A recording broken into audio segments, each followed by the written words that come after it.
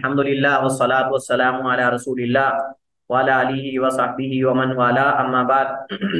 किताबुल किसास के अहकाम और मसाइल हम पढ़ रहे हैं, जिसमें कत्ल की सूरत में किसास होता है। अब ये किसास जो है, ये एक जान के बदले में भी होता है और ये जख्मों के बदले में भी किसास होता है। लेकिन बाद सूरतों में किसास लिया जाता है और बाद सूरतों में जो है वो दियत वगैरह भी डाल दी जाती है। और इसके काफ़ी सारे मसाइल इससे मुतालिक हैं, जिनमें से कुछ मसाइल हमने पढ़े थे और कुछ मसाइल जो है वो बाकी हैं, जिनको आज हम इंशाल्लाह पढ़ते हैं।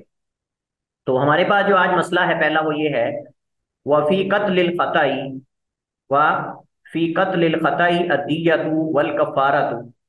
और कत्ले खता में हमने पीछे पढ़ा था कि कत्ल की तीन किस्में होती हैं। कत्ले अमद है, और शिबे अमद है, और कत्ले खता है। कत्ले अमद जिसके अंदर इरादा हो कत्ल का, और शिबे अमद जिसके अंदर जो है वो बाज के नजदीक इरादा ना हो और बाज के नजदीक इरादा हो, लेकिन ऐसे आले से कत्ल हो जाए कि जिससे कत्ल ना होता हो, बहरहाल।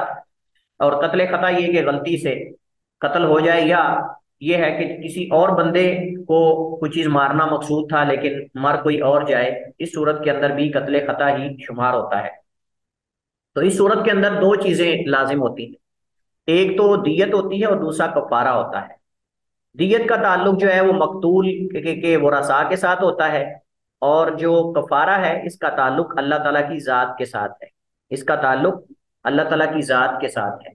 इस वजह से ये दोनों आप समझ लें कि एक का ताल्लुक हुकूकुल्लाह से है और दूसरी चीज का ताल्लुक हुकूकुल इबाद से है। वदियतुन सॉरी वहुवा मा लैसा बिअम्दिन औ मिन सबीन औ मजनून। और ये ऐसा कत्ले खता है कि जिसमें जानबूझकर ना हो, या किसी बच्चे से हो जाए या मजनून से हो जाए, या किसी बच्चे से हो जाए या मजनून से हो जाए, तो उस बच्चे के या उस मजनून के जो वरासा हैं, यानी जो उसकी फैमिली उसकी बरादरी के लोग हैं, वो मिलकर दियत अदा करेंगे। देखें, हमारे यहाँ जो एक पाया जाता है ना, उसको क्या बोलते हैं, एक यानी मशहूर है, वो ये है कि शायद दियत एक बंदे पर होती। ऐसा नहीं है, दियत बरादरी पूरी मिलकर देती। और सऊदी अरब के अंदर आज भी बाकायदा ऐलान लगे होते हैं, ऐलान लगे होते हैं कि जी फलां बंदे से कत्ल हो गया, वो यमनी था और उससे कत्ल हो गया गलती से, और उसकी दियत कत्ले खता की इतनी है, इतने लाख रियाल है, या तो अब उसके लिए जी मदद करें, उसका अकाउंट नंबर ये है। और उसके लिए फिर गर्दन आज़ाद करवाने के फजाइल जिक्र किए जाते हैं, और वो बैंक अकाउंट दिया होता है, उसमें लोग फंडिंग करते हैं। तो बहरहाल ये मौजूद, लेकिन जिनके कबाइल हैं और उनके सरदार वगैरह, वहाँ सऊदी अरब में आज भी निज़ाम कबायली मौजूद है। मतलब वहाँ बाकायदा कबीले हैं, उनके सरबराह हैं, सरदार हैं। और ये जो बैत होती है, जब भी कोई सऊदी नया बादशाह आता है उसके हाथ पर ये कबाइल के बड़े लोग जाकर बैत करते हैं, बाकायदा सारे वहां जाते हैं। और कबायली निज़ाम मौजूद है, मतलब उनके कबीले उनको मालूम है हमारा इस कबीले का सरदार कौन है, और बाकायदा उनके मुख्तलिफ मुनासबात पे इज्तिमा होते हैं, इकट्ठ होते हैं। और आपने पिछले दिनों वाकया भी सुना होगा कि जब एक फैमिली के बंदे ने कत्ल कर दिया दूसरी फैमिली का, तो वो सारे जो है वो दियत लेकर, और वो सारे वहां पहुंच गए कि मुआफ कर दें, अपने सर के वो मिशले भी उतार के उन्होंने रख दिए उनके सामने और मिन्नतें की, लेकिन उन्होंने नहीं माना। और उन्होंने जो है वो कहा कि हमने किसास ही लेना है, उन्होंने कहा कि हमने किसास ही लेना है। तो वो वाकया भी पिछले दिनों अभी सऊदी अरब के अंदर ही पेश आया है। तो उसके अंदर भी देखें, वो कबीले के सारे लोग इकट्ठे होके आ गए, बहुत ज्यादा लोग। बाकायदा आज भी वहाँ कबायली निज़ाम है, और वहाँ बाकायदा कबीलों के सरदार मौजूद हैं, और वो इस तरह के मामलात मिलकर हल करते हैं। तो बहरहाल, तो ये असल मकसूद है, वह लैसा बिअम्दिन औ मिन सबीन औ मजनून। और ये ऐसा कत्ल है कि जो अमद यानी कसदन ना हो, और या फिर किसी बच्चे और मजनून से हो जाए, तो उसके अंदर ये कफारा और दियत वगैरह ये होगी। अब इसकी हर एक की अलग अलग तफसील जिक्र कर रहे हैं। सबसे पहले तो इसकी यानी क्या दलील है कि दियत और कफारा है, तो कुरान करीम की आयत सूरह निसा की आयत नंबर 92 है, वमन कतल मुमिनन खतअन फतहरीरु रक़बा। और जो कोई किसी मुसलमान को बिला कस्त मार डाले, फतहरीरु रक़बतिन मुमिनतिन, मोमिन गर्दन का आजाद करवाना है, वदियतुन मुसल्लमतुन इला अहलिही। और मकतूल के जो वरसा हैं, अजीज हैं, उनको खून बहा पहुंचाना, यानी खून बहाने की दियत, खून बहाने की दियत अदा करना। तो फतहरीरु रक़बतिन मुमिना ये अल्लाह का हक है, वदियतुन मुसल्लमतुन इला अहली, और ये उसके मकतूल के वरसा का हक है जो उनको दिया जाएगा। कफारा ये है कि एक मुसलमान गर्दन आजाद की जाए, अगर इसकी ताकत ना हो तो 2 माह के मुसलसल रोजे रखे जाएं। दियत खता के मुतालिक हजरत अब्दुल्लाह इब्न मसूद रजी अल्लाह तआला अन्हु से रिवायत है। असल में इसमें इख्तिलाफ है कि ये जो दियत है, ये 100 ऊँट हैं, लेकिन इनकी उम्रें देखी जाएंगी या मुतलकन कोई भी 100 ऊँट दे दिए जाएंगे या क्या है। तो इसके बारे में असल में उलमा के दरमियान इख्तिलाफ है, चूंकि वारिद होने वाली रिवायात ने बाज़ उलमा ने कलाम की है। तो कहते हैं कि दियत खता के मुतालिक हजरत अब्दुल्लाह इब्न मसूद रजी अल्लाह तआला अन्हु से रिवायत है कि रसूलुल्लाह सल्लल्लाहु अलैहि वसल्लम ने फरमाया, फी दियतिल खताई इशरून हिक्का, कि कत्ले खता की जो दियत है उसमें जो है वो इशरून हिक्का, 20 जो है वो हिक्का है, यानी ऐसे जानवर जिनकी उम्रें 3 साल हो। 3 किस्म के जानवर जिक्र किए गए, 3 किस्म के जानवर जिक्र किए गए। पहली किस्म है तीन यानी हिक्का, और हिक्का वो है जो 3 साल पूरे हो चुके हो, चौथे में दाखिल हो चुके हो। और 20 जिनकी उम्रें 40 साल, सॉरी 4 साल हो, जजा 5वें में दाखिल हो जाएं। और 20 मादा ऊंट जिनकी उम्र 2 साल हो, और 20 मादा जिनकी उम्र 1-1 साल हो, और 20 नर ऊंट जिनकी उम्र 1-1 साल हो। इस तरह करके इसकी जो है वो तत्वीक दी गई है, इसकी तत्वीक दी गई है। और ये रिवायत ज़ईफ है, जैसे मैंने जिक्र किया कि इस रिवायत को बाद उलमा ने ज़ईफ कहा है और बाद उलमा इसकी तहसीन भी करते हैं, और इख्तिलाफ भी इसी वजह से। हजरत अब्दुल्लाह इब्न मसूद रज़ियल्लाहु तआला अन्हु, इमाम ज़ुहरी, इमाम इक्रिमा, इमाम लईथ, इमाम सौरी, उमर बिन अब्दुल अजीज, सुलेमान बिन यसार ताबी हैं, इमाम मालिक, अहनाफ, शाफिया, इन सब का वही मजहब है जो गुज़श्ता हदीस में मज़कूर है। सिर्फ इमाम अबू हनीफा रहमतुल्लाह के नज़दीक आखिरी किस्म में 20 2 साल की उम्र के नर ऊँट हैं, उनके यहाँ मादा है और इनके यहाँ नर ऊँट हैं। बहरहाल इस चीज में थोड़ा इख्तिलाफ है। हजरत उस्मान बिन अफ़्फ़ान रज़ी अल्लाह तआला अन्हु और हजरत ज़ैद बिन साबित फरमाते हैं कि 30 ऐसे ऊंट जिनकी उम्र 4 साल हो, और 30 ऐसे जिनकी उम्र 3 साल हो, और 20 नर ऊंट जिनकी उम्र 1 साल हो, और 20 ऐसे मादा ऊंट जिनकी उम्र 2 साल हो, जिनकी उम्र 2 साल हो। और आज ये क्या है, कहते हैं जी दियत खता के मुतालिक हजरत अब्दुल्लाह बिन मसूद से मरवी रिवायत ज़ईफ है, लिहाजा कोई से 100 ऊंट दिए जा सकते हैं।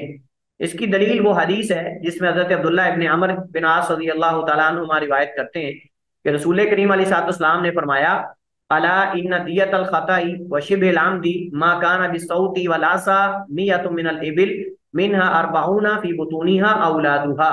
कत्ले खता की दियत शिबे अमद की दियत ही है, जो कोड़े और लाठी से मारा गया उसकी दियत 100 ऊंट है, जिनमें 40 हामिला है, जिनमें 40 हामिला ऊँटनियां हैं, और यही ज्यादा राजे है, यही ज्यादा वल्लाहु आलम राजे है, चूंकि रिवायत हसन दर्जे की है और बाद उलमा ने इसकी तस्हीह भी की है, बाद उलमा ने इसकी तस्हीह यानी इसको सही भी करार दिया है।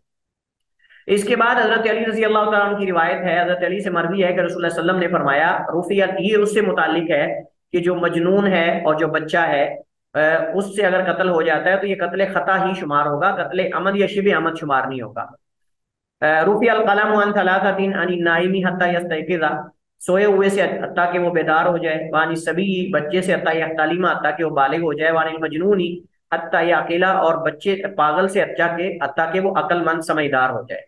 इमाम मालिक फरमाते हैं कि हमारे नजदीक ये मसला मुत्तफक अलैहि है कि बच्चों पर किसास नहीं, क्योंकि इनका कसदन कत्ल करना भी खता ही है जब तक इन पर शरई हुदूद वाजिब ना हो और वो बालिग ना हो जाएं। और बच्चे का कत्ल, बच्चे का किसी को कत्ल कर देना सिर्फ कत्ले खता ही होगा, कत्ले शिबे अमद या कत्ले अमद नहीं कहलाएगा। और भी बाद उलमा का जो है वो इस पे मौका मौजूद है, लिहाजा इमाम शौकानी ने इसी से ही असल में अखज किया है कि अगर बच्चा कत्ल कर दे या कोई मजनून कत्ल कर दे तो ये कत्ले खता शुमार होगा, उसकी दियत होगी, दियत उसकी होगी, और दियत ये वरसा पर होगी, बरादरी के लोगों पर होगी, जैसा कि आगे इसकी वजाहत अगले मसले में आ रही है। वही अलल आकिलती व हुमुल असबतु, और ये दियत बरादरी के लोगों पर लाजिम है, और इससे मुराद आकिला से यानी बरादरी के लोग जो उसके वो रसा हैं, गरीबी हैं, वो मुराद है। इसकी क्या दलील है कि ये दियत जो है बरादरी के लोगों पर है। हजरत अबू हुरैरा रजी अल्लाह तआला अन्हु फरमाते हैं कि हुज़ैल कबीला की 2 औरतें आपस में झगड़ी, और हुआ क्या कि उनमें से एक औरत ने दूसरी को जो है वो पत्थर दे मारा, इस पत्थर से वो औरत और उसके पेट का बच्चा मर गया, दोनों, यानी औरत भी और उसका हमल भी, यानी जो उसके पेट में बच्चा था। तो उसके वो रसा मुकदमा नबी अलैहिस्सलाम की अदालत में लेकर आए, रसूल करीम अलैहिस्सलाम ने ये फैसला फरमाया कि पेट के बच्चे के बदले लौंडी या गुलाम की अदायगी है। व कदा बिदियतिल मरअति अला आकिलतिहा, और आपने औरत के बदले कातिल औरत के वरसा पर दियत डाल दी। ये मतलब उसके जो वरसा हैं, करीबी जो लोग हैं, यानी उसके रिश्तेदार, उन पर। और ये वो लोग हैं जो असहाबुल फराइज के अलावा है, असहाबुल फुरूज के अलावा है।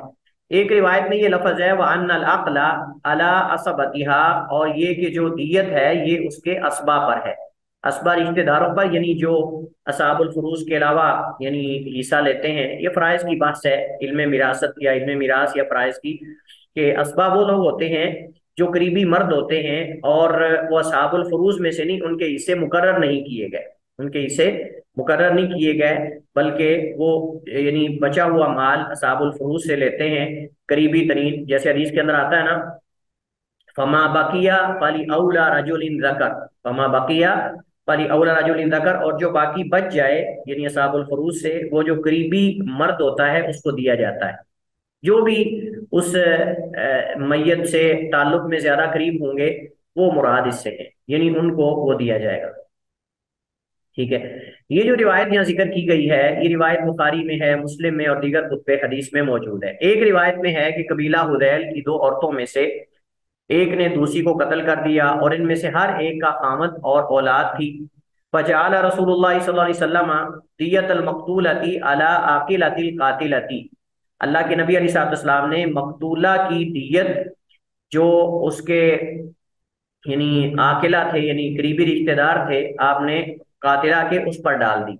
और बरा अजौजुहा व वलदहा, और आपने उसके शौहर और उसके बच्चे को उससे मुबर्रा करार दिया, यानी उनको बरी कर दिया कि दियत उन पर नहीं है। आप बात समझ रहे हैं?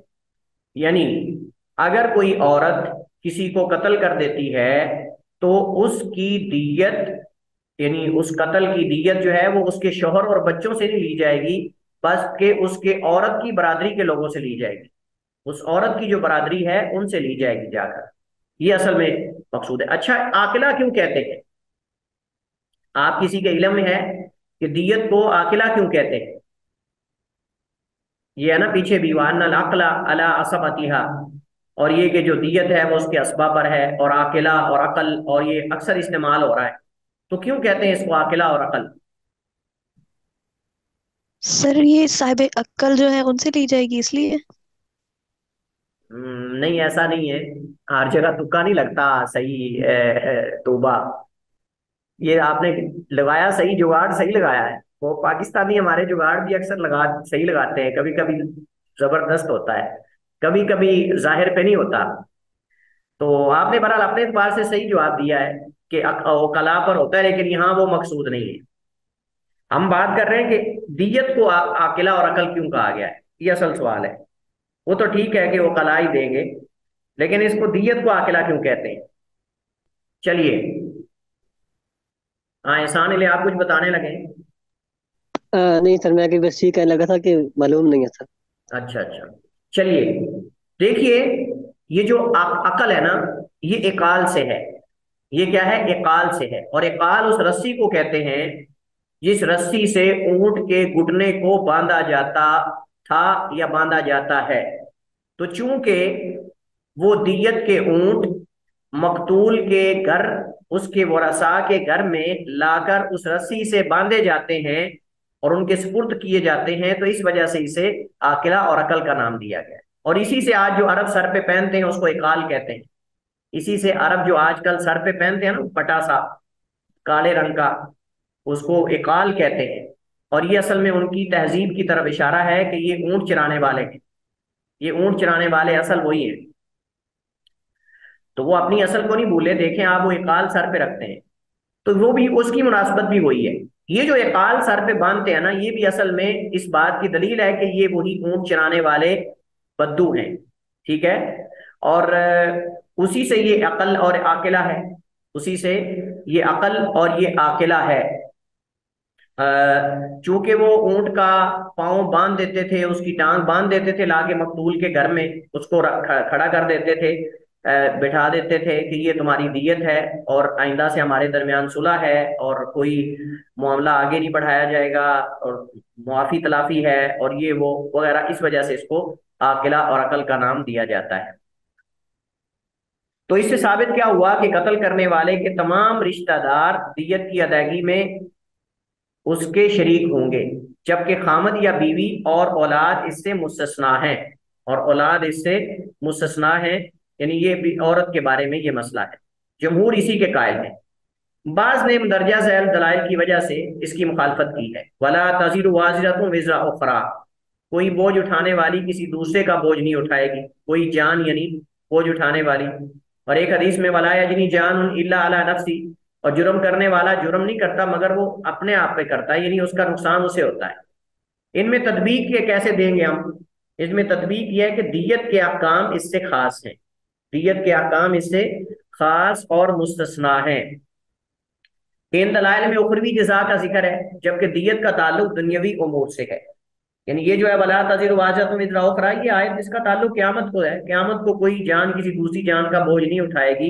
यानी ऐसा नहीं होगा क़यामत को कि किसी के गुनाहों के बदले में किसी दूसरे को जहन्नम में दाखिल कर दिया जाए, ऐसा नहीं होगा। यकीनन उसका कोई ना कोई उसके अंदर जो है वो अमल दखल होगा, तो उसको उसकी सजा मिलेगी। कोई ना कोई उसका अमल दखल होगा तो उसको उसकी सजा मिलेगी।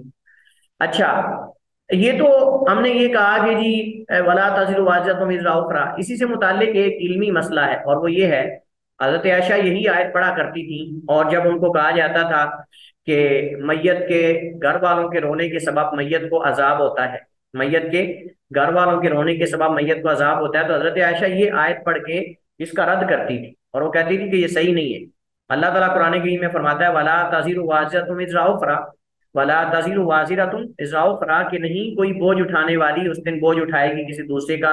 तो ये तो किसी दूसरे के गलती और गुनाह की वजह से किसी दूसरे को सजा देना, ये तो सही नहीं है। तो इसका क्या जवाब है? सर मैं बताऊं? हाँ। सर आपने जी जी सर, इसका जवाब ये है कि मैयत जो थी ना, उसने तरबियत ही ऐसी की थी घर वालों की, तो इसलिए वो उन्होंने ये काम किया उसके मरने पर। ये एक जवाब है। और जी सर। और कोई जवाब? सर जो रोने की वजह है वो सर वो औरत ही है। वसीयत ये सर वो हाँ, वसीयत ये करके जाए सर वो मरने से पहले वसीयत ये करके जाए कि मतलब मेरे मरने पर इस तरह रोना और गिरबान चाक करना। ठीक है, ये भी जवाब ठीक है। और सर रोने की वजह वो औरत है ना जो मरी है, उसके ऊपर रो रहे हैं, तो वजह तो वही औरत ही है। अच्छा, रोने की वजह अगर खाली ये हो तो फिर तो ये तो सबब नहीं ना बनता। ऐसे तो रोना किसी को भी आ जाता है। उसने नहीं कहा सर, था कि जो तुम औरत पे रो रहे हैं। उसने कहा था कि मेरे ऊपर रोना। सर उसके मरने की वजह से रो रहे हैं ना उसके ऊपर, इस वजह से मैं कह रहा हूँ। नहीं, वो तो सारे ही रोते हैं, जब किसी का को मर जाता है तो रोते तो सारे ही हैं। यानी अगर किसी का अजीज बहुत हो तो क्या रोना नहीं आता? अल्लाह के नबी इस्लाम भी तो रोए थे इब्राहिम की वफात पर। सर रोना तो है, लेकिन उसकी वजह से बाकी जो काम करते हैं वो उसका यानी कि जो यानी कि मैयत को उसका गुनाह मिलता है उसकी वजह तो, और वो मैं कह रहा हूँ कि वो औरत ही है ना जिसके ऊपर वो कर रहे हैं गलत काम। अच्छा, चलिए खैर। और कोई जवाब? एक जवाब और है। मुन्ना आप खामोश हैं। सर मैं भी सोच रही हूँ, इन 2 पॉइंट्स का मुझे पता था। वो आ गए। और तीसरा?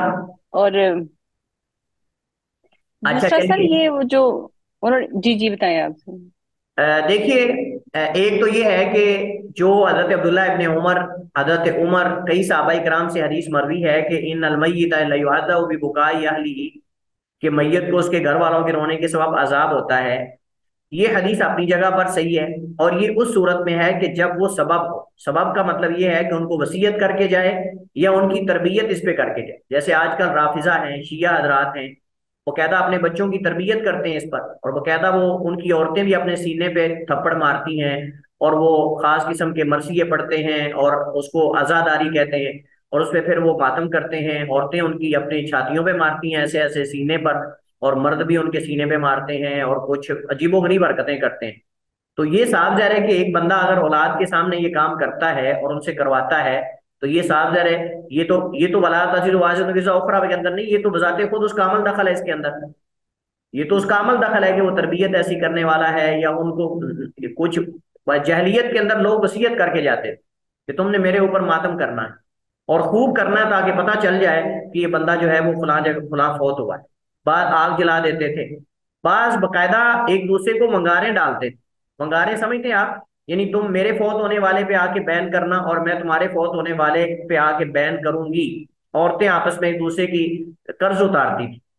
तो यानी अगर वो ना गई उसके अजीज के फौत होने पर, तो वो आगे से ताना देती, कहती देखो मैंने इसके फौत होने वाले पे, इसका भाई फौत हुआ तो मैंने इतना बैन किया, इतना बैन किया कि दुनिया देखती रह गई, और ये मेरा फौत हुआ है तो कोई आई नहीं। हमारे आजकल पाकिस्तान के अंदर भी कई कबाइल के अंदर ये है, आप हैरान होंगे।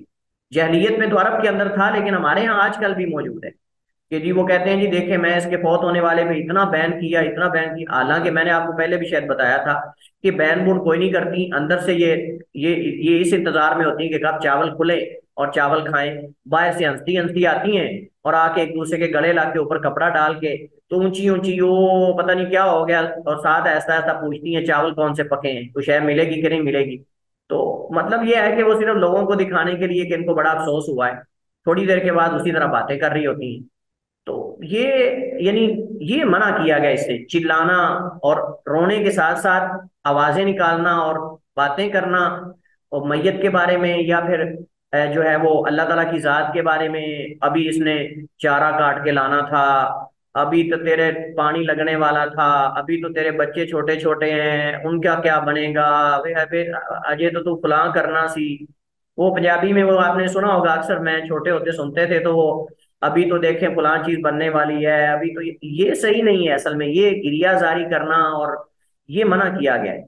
तो वो उसकी वसीयत करके अगर जाता है कि तुमने खूब करना ताकि पता चल जाए, जैसे आजकल वो मैंने पिछले दिनों देखा एक फौत होने वाला, उस पर ढोल बजा रहे थे, आगे उसकी मैयत थी, पीछे पीछे सारे बाजे वाले ढोल वाले, और पूरा जैसे बारात जाती है ना उस तरह ले जा रहे थे, उस तरह उसको ले जा रहे थे। तो पता नहीं वो बाद में उसकी तोजी क्या आई, मुझे पता चला था, मैं भूल गया हूँ। आप उन्होंने कहा कि वो क्यों ऐसा किया था, वो बाज इलाकों के अंदर ऐसा भी है। चलिए खैर बरात, तो ये इस सूरत में। अच्छा मैं जो बताना चाह रहा था वो ये था, तीसरी तोजी कि हजरत आयशा रदी अल्लाह तआला अन्हा असल में जो वाकया बयान कर रही थी वो खास था। खास वाकया क्या था कि अल्लाह के नबी अलैहिस्सलाम जा रहे थे, तो एक यहूदी को कब्र में अजाब हो रहा था, एक यहूदी को कब्र में अजाब हो रहा था। तो अल्लाह के नबी अलैहिस्सलाम ने फरमाया कि इसको अजाब हो रहा है और उसके घर वाले रो रहे हैं। मतलब ये है कि बैक वक्त दोनों काम हो रहे हैं, इधर इसको अजाब हो रहा है और उधर उसके घर वाले अपनी जगह पे परेशान है। ये असल मकसूद था। लेकिन वो खास वाकया है, वो हजरत अब्दुल्लाह बिन उमर और दीगर सहाबा की हदीस के साथ मुतारिज नहीं है। अब्दुल्लाह इब्न उमर और दीगर सहाबा किराम की हदीस के साथ मुतारिज नहीं है। हजरत आयशा का अपनी जगह पर सही कहना है कि वो खास वाकया था कि एक यहूदी के बारे में अल्लाह के नबी साहब ने देखा कि आपको बताया गया कि उसे अजाब हो रहा है कब्र में और उसके घर वाले रो रहे हैं, यानी उसके घर वाले अपनी जगह पे रो रहे हैं और वो मैयत जो है वो अपनी जगह, यानी मतलब ये है कि उसके घर वाले रो रहे हैं और मैयत को जो है वो अजाब हो रहा है, या उसके घर वाले अपनी जगह परेशान है और वो अपनी जगह परेशान है। ये नहीं है कि उनके घर वालों के रोने के सबब इसे अजाब हो रहा है। अच्छा बाद उलमा ने कहा कि युअज़्ज़बु का माना है उसे तकलीफ पहुंचती है, उसे तकलीफ पहुंचती है जब घर वाले रोते हैं, यानी वो भी बहुत ज्यादा परेशान होता है उनसे जुदाई की वजह से। जैसे वो घर वाले जुदाई होती है और उनको तकलीफ पहुंचती है उसकी जुदाई की, वैसे उसको भी अपने घर वाले अजीजो अकारिब से जुदाई की तकलीफ होती है। तो युअज़्ज़बु का माना यानी युअज़ा, यानी उसे तकलीफ पहुंचती है, उसे अजियत पहुंचती है, ना कि अजाब। बाद उलमा ने ये भी तोजी की। बहरहाल छोड़िए, मौजू आगे निकल गया है। तो कहते हैं कि असबा रिश्तेदारों से मुराद वो हैं जो औलाद असाबुल फरूज और ज़वील अरहाम के अलावा हैं, और ज़वील अरहाम के अलावा है, यानी जो करीबी। वैसे अरब के अंदर आजकल तो पूरे खानदान से इकट्ठी की जाती है, जो भी खानदान के अंदर करीबी हैं उन सब से की जाती है, बरादरी के लोग। तो कोई भी दे देता है तो मकसद अदा हो जाता है। किसास किस चीज से लिया जाएगा? अहनाफ कहते हैं किसास सिर्फ तलवार से, ये एक इख्तिलाफी मसला है। ये एक इख्तिलाफी मसला है कि किसास किससे लिया जाएगा, क्या एक चीज कोई किसास बना लिया जाए या जिससे कोई कत्ल करे उसी से ही किया जाए। ये इख्तिलाफी मसला है। हनाफ कहते हैं सिर्फ तलवार से लिया जाएगा। इनकी दलील ये है कि हदीस के अंदर आता है कि ला कवादा इल्ला बिस्सैफ, के किसास सिर्फ तलवार के साथ है।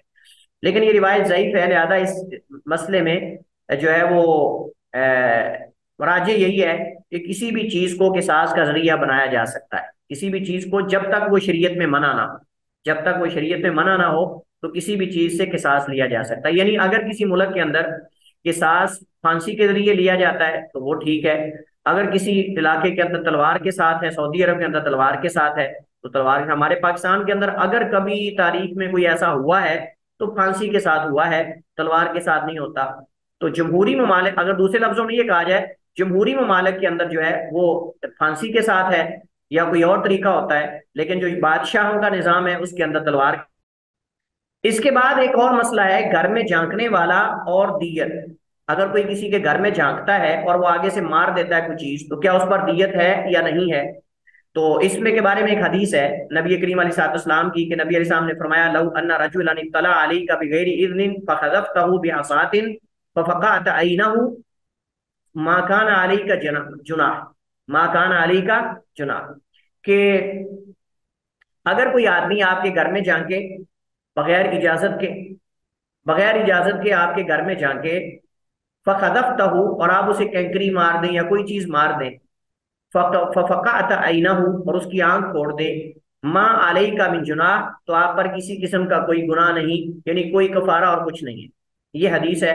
और एक और हदीस में नबी अलैहिस्सलाम के पास वो जो होता है ना, खारिश करने के लिए एक नोकदार चीज थी, लकड़ी या कोई चीज जिससे खारिश की जाती थी। अल्लाह के नबी उससे खारिश कर रहे थे, तो एक बंदा जो है वो दरवाजे से झांक रहा था। तो अल्लाह के नबी अलैहिस्सलाम ने उसको मारना चाहा। अनमाया कि मेरा दिल करता था कि मैं मार के जो है वो तुम्हारी आंख फोड़ दूं। ये इस तरह की हदीस भी एक मौजूद है, इस तरह की भी एक हदीस मौजूद है। लिहाजा अगर कोई शख्स बिला इजाजत किसी के घर के अंदर झांक रहा है, और रिवायात में आता है कोई भी चीज आगे से अगर उसको मार देते हैं, उसकी आंख फोड़ देते हैं, तो इस पर कोई दियत और कफारा नहीं है उस मारने वाले पर, क्योंकि वो घर की चार दीवारी होती है पर्दे के लिए। घर की चार दीवारी होती है पर्दे के लिए। लेकिन अगर एक घर की चार दीवारी ही नहीं, लेकिन अगर एक घर की चार दीवारी ही नहीं है, छोटी छोटी दीवारें हैं बस, ऊपर से बिल्कुल साफ नजर आता है, तो इस सूरत में अगर कोई झांक लेता है तो मेरे ख्याल में उस पर जो है वो कोई ना कोई ताजीर होगी अगर वो नुकसान पहुंचाता है तो। यानी इस सूरत में अगर नजर पड़ जाती है तो वो गुनाह नहीं है। वो इस वजह से गुनाह नहीं है कि साहब जर है वो हमारे एक एहसान इलाही ज़हीर साहब, अल्लामा एहसान इलाही ज़हीर साहब अक्सर कहा करते थे कि दरवाजे खुले छोड़ देते और फिर कहते हो चोर पड़ गए, दरवाजे खुले छोड़ देते और फिर कहते चोर पड़ गए, या दीवारें नहीं बनाते और कहते हैं चोर पड़ गए। तो बहरहाल अगर घर की चार दीवारी नहीं होगी तो चोर तो आएंगे, दीवार दरवाजे खुले होंगे तो चोर तो आएंगे। तो अगर दीवारें बिल्कुल छोटी या है ही नहीं, बाज देहातों के अंदर आज भी उस रात को उसी तरह सारे सोए होते हैं और दीवार ही नहीं होती साइड पे। अब अगर इस सूरत में किसी की नजर पड़ जाती है तो कहेंगे कि ये गुनाह है, नहीं, साफ ज़ाहिर है कि उस सूरत में है कि जब दीवार हो, दरवाजा हो, और फिर कोई बकायदा एहतमाम के साथ किसी के घर में झांक रहा हो, तो इस सूरत के अंदर उसको आगे से कुछ भी मारने को अगर कोई मार देता है तो उस पर कोई दियत और कफारा नहीं होगा। उसका जो भी नुकसान हो जाता है वो असल में उसके गुनाह की सजा है, उसके गुनाह की सजा है। लेकिन उसमें ऐसी चीज मारनी चाहिए कि जो मामूली नुकसान करे। ये नहीं कि उसको जो है वो गन पकड़ के उसको पूरा जो है वो पूरी मैगजीन ही खोल दे, उस पर शूट कर दे, उसको 10-12 गोलियां चला दे, ऐसा नहीं है। लेकिन मैंने सुना है वल्लाहु आलम कि बाज जो हमारे पठान भाई हैं उनके यहाँ ऐसा हो भी जाता है, उनके ऐसा हो जाता है, अगर उनके घर को इस तरह झांके तो वो शूट कर देते हैं। यानी उनके यहाँ बहुत बड़ा हसास मसला है, बाज खानदानों के अंदर ऐसा भी है। हरम में किसास या हद कायम करना कैसा है। हरम में खून बहा और हद कायम करना जायज नहीं है, और हत्ता के पनाह लेने वाला हरम से खारिज हो जाए। और जो शख्स हरम के अंदर हद या किसास के मूजिब फेल का मुर्तकब हो तो बाद अहले इल्म के नजदीक उसे हरम से बाहर निकाल कर सजा दी जाएगी। ताहम हजरत अब्दुल्लाह इब्न अब्बास रज़ी अल्लाह तआला अन्हुमा से मरवी है कि मन सरका औ कुतिला फिल हरमी उकीमा अलैहि फिल हरम औ कतला, मन सरका औ कतला, जिसने चोरी की या कत्ल किया फिल हरम ही हरम में, उकीम अलैहि फिल हरम, उस पे हरम में ही हद लगाई जाएगी। राजी क्या है, अहादीस में मुतलक तौर पर हरम में खून बहाने या हद कायम करने की ममानत है, खा कोई वहां आकर पनाह लेने वाला हो या हरम के अंदर ही हद या किसास के मूजिब फेल का मुर्तकब हो। और ये आयात इसी पे दलालत करती हैं, तो उसको बाहर ले जाकर जो है उसमें हद लगाई जाएगी। बाज़ औक़ात कातिल और मकतूल दोनों जन्मी होते हैं। बाज़ औक़ात कातिल और मकतूल दोनों जन्मी होते हैं। इस पे पहले हम मेरे ख्याल में बात कर चुके हैं इस मसले पर, क्या ख्याल है, हुई थी बात इस पर? नहीं सर। नहीं सर इसका मफहूम वैसे मालूम है सर। मफहूम मालूम है, कैसे बताइए जरा फिर। जी सर के अगर कोई एक जो दोनों लड़ाई कर रहे थे तो दूसरे के दिल में भी उसको मारने का इरादा था, तो इसलिए वो दोनों में दोनों अगर एक कत्ल होगा तो। लेकिन उससे मारा तो नहीं ना, वो तो मर गया खुद। लेकिन उसके दिल में था ना कि अगर वो बच गया तो उसे मार देगा, मतलब वो उसके हाथ चढ़ गया तो। हाँ, तो ये इस सूरत में है कि अगर दोनों एक दूसरे के कत्ल के दरपे हैं और दोनों रद्द अमल दिखा रहे हैं, लेकिन शेख दोनों की एक, नीयत थी एक दूसरे को कत्ल करने की, और उसमें तो एक का वार पहले चल गया दूसरे से, अब साफ ज़ाहिर है कि वो दूसरा भी उसके कत्ल का हरीस था। तो जब दोनों मुसलमान भाई एक दूसरे के कत्ल के हरीस हों, इस सूरत में दोनों ही आग में जाएंगे। लेकिन ये जो कहा गया है कि अल कातिल वल मकतूल किलाहुमा फिन्नार औ फल कातिल वल मकतूल फिन्नार, बाद हदीस में किलाहुमा और बाद हदीस में अल कातिल वल मकतूल फिन्नार, तो क्या उनका जहन्नम में जाना ये लाजिम है? शेख साहब अगर तो अल्लाह ताला उनको माफ कर दे तो वो, क्योंकि शिर्क के अलावा अल्लाह ताला सब गुनाह माफ कर सकते हैं, क्योंकि गुनाह कबीरा में आता है। जी तो अहसन, ये ये अब अल्लाह की तरफ है। आसान था। तो ये अकीदे का मसला है, मुर्तकिब कबीरा के बारे में जो इख्तिलाफ पाया जाता है अहलुस सुन्ना और खवारिज और मुतजिला के दरमियान, यहाँ वो मसला है। वो कहते हैं कि जब कह दिया गया कि वो आग में है तो आग में है, लिहाजा वो जन्नत में नहीं जा सकता और हमेशा हमेशा का जानवी है। उनका ये मौकफ है, क्योंकि उनके यहाँ जो है वो ईमान शई वाहिद है। उनके यहाँ ईमान शई वाहिद है, इदा खराजा खराजा कुल्लू, जब निकलता है ईमान तो कुल्ली तौर पे बंदा ईमान से निकल जाता है। ठीक है। और अहल सुन्ना कहते हैं कि नहीं, वो जहन्नम का मुस्तहिक ठहरा है, लेकिन जहन्नम में जाएगा कि नहीं अल्लाह की मशीयत के ताबे है। अल्लाह ताला की मशीयत के ताबे, अल्लाह चाहे तो उसको अजाब दे, चाहे तो उसको माफ कर दे।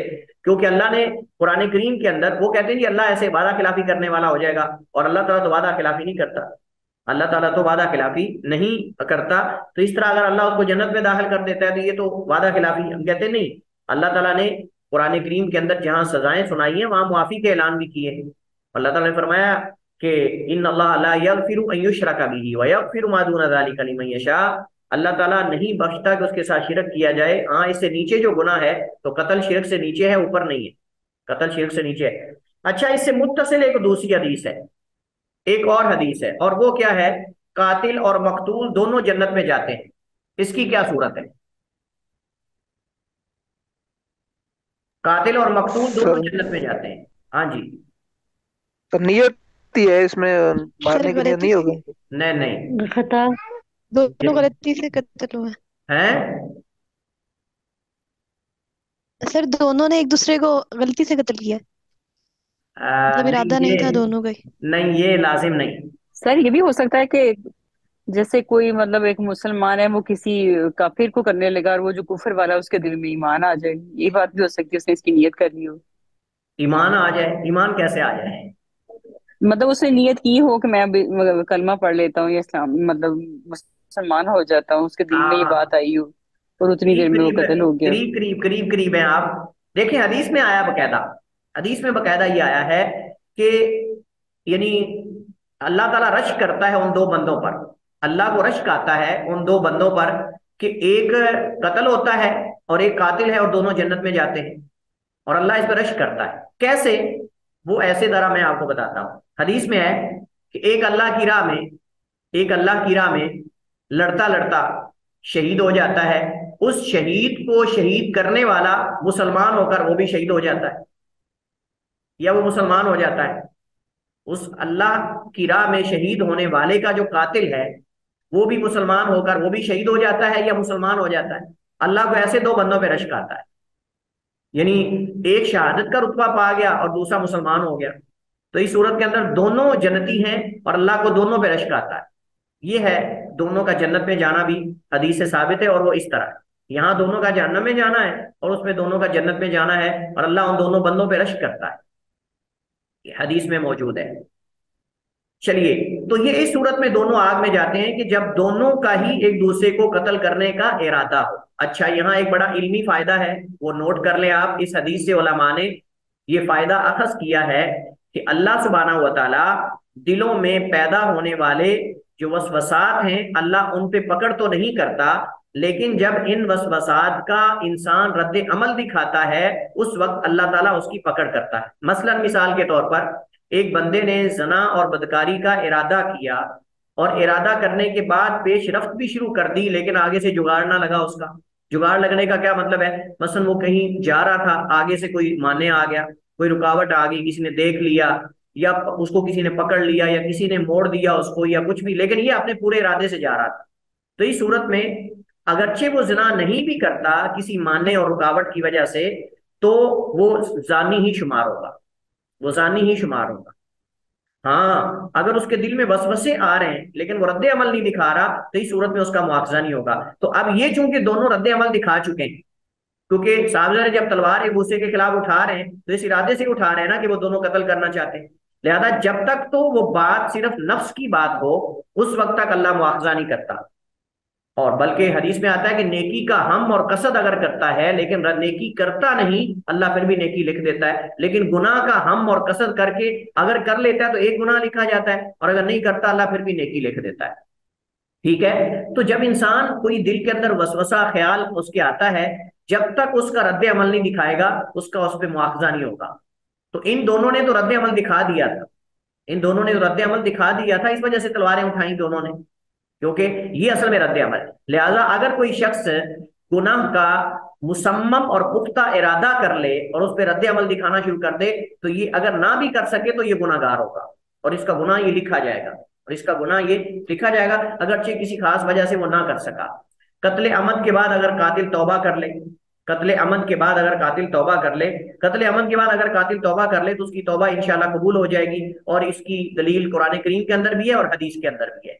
हदीस के अंदर भी वो जो 99 कत्ल करने वाला बंदा है, उसने 99 बंदे कत्ल कर दिए। जिस बंदे से पूछा जाके कि जी मेरी तौबा है कि नहीं, तो वो अल्लाह का बंदा भला थोड़ा सोच लेता, उसको पता है कि पहले 99 करके आया तो कहीं मेरे साथ सेंचुरी पूरी ना कर दे, तो उस बंदे ने भी आगे से कह दिया नहीं तेरी कोई तौबा नहीं, 99 बंदे कत्ल करके अब आ गया तौबा के लिए। कोई कोई ऐसा होगा ना ज्यादा सख्त किस्म का, सख्त मिजाज का, तो कहते हैं बसा औकात बंदे की तबीयत और नेचर को देखकर फतवा देना चाहिए, ये ना हो कि बंदा फतवा सुन के ही उड़ा दे मौलवी साहब को। तो उसने जब ये कहा तो उसने कहा कि ठीक है जी, अगर मेरी तौबा नहीं है तो चल फिर तुम भी सेंचुरी पूरी कर दी। फिर किसी अल्लाह के नेक बंदे से उसकी मुलाकात हुई, उसने कहा कि आप फला बस्ती में चले जाओ, वहां उस बस्ती के अंदर असल में जाने का क्यों हुक्म दिया था, क्योंकि जहां वो रहता था अगर वहां रहता तो वहां सारे जराइम पेशा लोग थे। उलमा कहते हैं तौबा की शुरूत में एक शर्त यह है कि आप उस जगह को भी छोड़ दें जिस जगह इंसान गुनाह कर रहा है, क्योंकि अगर उन जगहों से अलग नहीं होंगे तो तौबा नहीं होगी, फिर तौबा करेंगे, फिर गुनाह करेंगे, फिर तौबा, इस तरह तो सिलसिला चलता रहेगा। तो उसने मशवरा ये दिया था कि आप उस बस्ती में चले जाएं, वो पुरअमन लोग हैं, वहां आप ये बार बार कत्ल नहीं होगा आपसे, आप पक्की सच्ची तौबा कर सकते हैं। ये नहीं कि वहां को खास वली रहता था या कोई फलां, नहीं, वो लोग सारे नेक थे, वहां जराइम नहीं थे, क्योंकि जराइम पेशा लोगों के अंदर आप रहेंगे तो आप जराइम ही करेंगे, ना करना चाहते भी हो तो आप करेंगे। तो यहाँ वो तौबा करता था फिर कत्ल हो जाता, तौबा करता फिर कत्ल। उसने कहा, उन्होंने कहा कि तुम बस्ती को छोड़ दो, इस इलाके को छोड़ दो, फिर तुम तौबा कर सकते हो, वगरना नहीं। अब एक बंदा जो है वो नमाज पढ़ना चाहता है लेकिन उसके इर्द गिर्द सारे लोग बेनमाजी, वहां से वो अलग ही नहीं हो रहा, उनको छोड़ ही नहीं रहा, तो वो बेनमाजी रहेगा। एक ऐसी गली से गुजर रहा है जहां से कोई बुरा काम होता है, अब वो तौबा भी कर रहा है और गली को भी नहीं छोड़ रहा, तो साफ ज़ाहिर है कि ये तो साफ ज़ाहिर है कि ये तौबा नहीं है। तौबा वो होती है कि इंसान उन जगहों से भी अलग हो जाए जिन जगहों की वजह से इंसान, जिन रास्तों में या असबाब की वजह से गुनाह में वाक़ हो रहा है। इसके बाद है, ये उन्होंने कुरान करीम से आयात और दलाइल दिए हैं, उसमें है कि इल्ला मन ताबा व आमन व आमिल सालिहा, मगर जो तौबा कर ले, ईमान ले आए और अमले साले करे, फउलाइका युबद्दिलुल्लाहु सय्यातिहिम हसनात, यही वो लोग हैं कि जिनकी अल्लाह ताला सय्यात बुराइयों गुनाहों को भी अल्लाह नेकियों में बदल देता है। और इस आयत में वमन यक़्तुल मुमिनन मुतअम्मिदन फजज़ाउहु जहन्नम, आप देखें एक तरफ तो ये है कि जो भी कोई मोमिन को कत्ल कर दे जानबूझकर उसका ठिकाना जहन्नम है, खालिदन फीहा के अल्फाज भी हैं, हमेशा हमेशा उसमें रहेगा। लेकिन अल्लाह ताला ने आगे ये क्या फरमाया, इल्ला मन ताबा व आमन व अमिला सालिहा, हाँ मगर जो तौबा कर ले, ईमान ले, अमले साले कर ले, तो उस वक्त। अच्छा, यहाँ एक इश्काल है, और इश्काल ये है कि हम कहते हैं कि कत्ल हुकूकुल इबाद से मुताल्लिक है, अल्लाह कैसे मुआफ कर देता है? हाँ जी। जी सर, ये भी तो हो सकता है ना कि अल्लाह उस बंदे को राजी कर ले जिसका कत्ल हुआ। कैसे? सर जब हम देखो, कहते हैं अल्लाह शिर्क के बगैर सब गुनाह माफ कर देते हैं, तो वो सारे गुनाह हुकूकुल इबाद से भी तो रेलिवेंट होते हैं ना। नहीं, अब ये मौक़िफ़ उलमा का मौजूद है कि अल्लाह ताला हुकूकुल इबाद मुआफ नहीं करता, ये जी जी बिल्कुल। बाद उलमा का मौक़िफ़ मौजूद है। चलिए खैर, जी सर। इसके बारे में एक हदीस है, और हदीस ये है कि क़यामत को अल्लाह ताला दो बंदों को लाएगा, उनमें से एक मजलूम होगा और एक जालिम होगा, और अल्लाह दोनों को मुआफ करना चाहता है। अब अल्लाह ताला मजलूम को कहेगा इसे मुआफ कर दो, कहेगा अल्लाह मैं तो इसे मुआफ नहीं करूंगा, मैंने तो इसे बदला लेना है। थोड़ी देर के बाद एक महल नजर आएगा, जवाहरात और सोने से बना हुआ, मोतियों से बना हुआ, बड़ा कीमती महल। तो ये मजलूम कहेगा अल्लाह ये खूबसूरत महल किसका है? अल्लाह फरमाएगा जो इसकी कीमत देगा, जिसकी कीमत देगा। वो कहेगा अल्लाह इस वक्त किसी के पास दिरमो दिनार कुछ नहीं, कौन कीमत इसकी दे सकता है? अल्लाह फरमाएगा तू दे सकता है, तुम दे सकते हो। कहेगा अल्लाह मैं कैसे दे सकता हूँ, मेरे पास तो कुछ भी नहीं। अल्लाह फरमाएगा अपने इस मुसलमान भाई को माफ कर दो, मैं तुम्हें ये महल दे देता हूँ। अल्लाह ने राजी कर लिया ना? हाँ जी। जी सर। जी, तो ये जी मैंने सर बिल्कुल। मुतादिद बार शायद ये हदीस आपके सामने जिक्र की है, और ये वाकयात जिक्र होते रहते हैं। और ये हदीस गालबन मुस्तदरक हाकिम में है, मुस्तदरक हाकिम में और दीगर कुतुब हदीस में ये वाकया मौजूद है। अल्लाह ताला यानी जब अल्लाह ताला किसी गुनाहगार को माफ करना चाहता है, तो अल्लाह ताला फिर किसी तरीके से अपने मजलूम बंदे को राजी कर देता है। मुझे बताएं, जिस बंदे के सामने जन्नत उसको नजर आ रही हो, और अल्लाह कह रहा हो कि ये जन्नत चाहते हो तो माफ कर दो, जन्नत मिल जाएगी, तो वो भला उसने कहना ये जाने तुम्हारा काम जाने, मैं तो वो जा रहा हूँ जन्नत में, इसको देखते रहो। है तो साफ ज़ाहिर है कि अल्लाह ताला जब बंदे को कह देगा कि ये महल तेरा है, अगर इसको माफ कर दोगे, मुझे बताइए कोई है जो माफ नहीं करेगा? वो कहेगा पता नहीं मुआफ करके भी जन्नत में जाना है कि नहीं जाना, इसको सॉरी सजा लेकर भी जन्नत में जाना है कि नहीं। यानी एक बंदा अगर कहता है जी मैंने इसे बदला लेना है, अब हो सकता है बदला लेने के बावजूद भी जन्नत में ना जा सके, लेकिन अगर अल्लाह ने कह दिया कि इसको माफ कर दो कि तो मैं जन्नत दे दूंगा, तो ये तो बड़ा जबरदस्त सौदा है। तो वो कहेगा ये लो बंदा, ये मैं जा रहा हूँ जन्नत में। तो अल्लाह सुब्हानहू व तआला हर चीज पर बहरहाल कादिर है। वल्लाहु तआला अलम व अहकम, व सल्लल्लाहु अलैहि वसल्लम अला नबीना मुहम्मद व अला आलिहि व सहाबिहि वसल्लम।